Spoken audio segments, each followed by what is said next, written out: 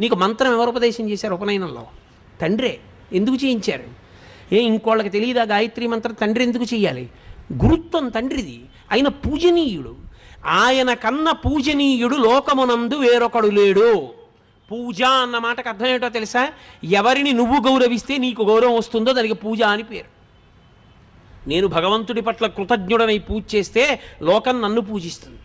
అయా ఈయన కృతజ్ఞత ఉన్నవాడండి అని.